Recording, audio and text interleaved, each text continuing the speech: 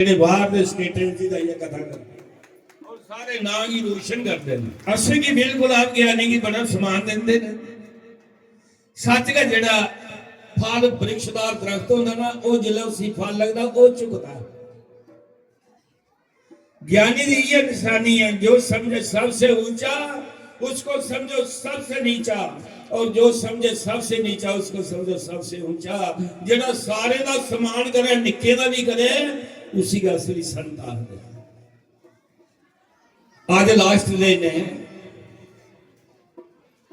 इस सम्मेलन पूर्ण और तीन तरफ जा करता समा हुआ करता है।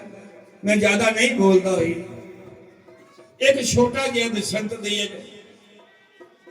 अपनी वाणी की विराम देंगे और प्रार्थना करेंगे महाराज को। असें कि एक भजन मेरी मर्जी का सुनाइए जिहड़ा मैं दसांगे ओहदा बाद भजन बड़े अच्छे गाते महाराज। भजने विच भी बड़ा ज्ञान हुंदा है, जे कोई सोचा ना बहुत ज्ञान। जियां भजन च ज्ञान हुंदा इयां बंदा चले। सत्संग सुनिए, सम्मेलन सुनिए, एडी एडी दूर आनी है, अपने सुभाव ही बदलना। जेड़ा भी काम दस्या वो काम करना। मैं दक्षिणा नहीं लेंदा, मेरी दक्षिणा ये है कि जेड़ा किश मैं आखना दो त्रै गल्लां वो मन्नी लैओ। मैं मनना तुंदा बड़ा प्रेम है, सारे साथ दिया करते आदा करते हैं। मैं भी परमात्मा का प्रार्थना करना कि परमात्मा इन्हें की अपने चरणों की भक्ति प्रदान करें, इन्हें की अपने चरणों के न लाए।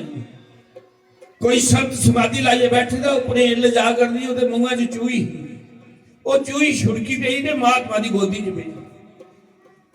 उस महात्मा ने देखिया कि पार्थ करने लगे ते लोहा सुनना नहीं हुआ, तो उस पार्थ का की कर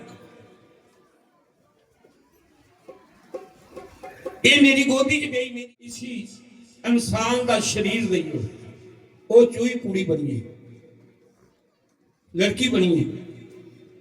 जियां जियां जवान हुई अंदर बारे पिता पिता करिए बोलना महात्मा महात्मा बड़ा करनी है। जिला जवान हुई उन्हें पूछा, बेटी मैं जिस देवते का आह्वान करा उसे बुलाई सकना, दस के इस देवते का ब्याह करना है। देवते का राजा इंद्र है, ਉਹਦੇ ਕਿੰਨਾ ਤੇਰਾ ਵਿਆਹ ਕਰੀ ਉਹਨਾਂ ਨੇ। ਆਖ ਲਈ ਪਿਤਾ ਇੰਦਰ ਡਰਪੋਕ ਹੈ। ਉਹਨੇ ਕਿਹਾ ਕੀ ਗੱਲ? ਉਹਨੇ ਕਿਹਾ ਵਰਨਾ ਵਾ ਨਵਾਂ ਸ਼ਹਿਰ ਪਵਨ ਦੇਵਤਾ ਚੁੱਕੀ ਲਈ ਇਹਦਾ ਜੰਮੂ ਬੜਾਈ ਉੜਦਾ ਜਾਈਏ। ਤੇ ਉਹਨੇ ਕਿਹਾ ਪਵਨ ਦੇਵਤੇ ਕਿੰਨੇ ਕਰੀਬ? ਉਹਨੇ ਕਿਹਾ ਪਵਨ ਦੇਵਤਾ ਵੀ ਕਮਜ਼ੋਰ ਹੈ, ਇਹਦੇ ਕੋਲ ਤੇ ਕਲਾਸ਼ ਪਰਬਤ ਚੰਗਾ ਹੈ, ਤਾਂ ਟੱਕਰਾ ਮਾਰਦਾ ਰਹਿੰਦਾ ਹੈ, ਲੇਕਿਨ ਕਲਾਸ਼ ਪਰਬਤ ਦਾ ਕੀ ਵਿਗੜੀ ਜਾਂਦਾ। उन्हें आख्या भाई कैलाश पर्वत कदे करी होना?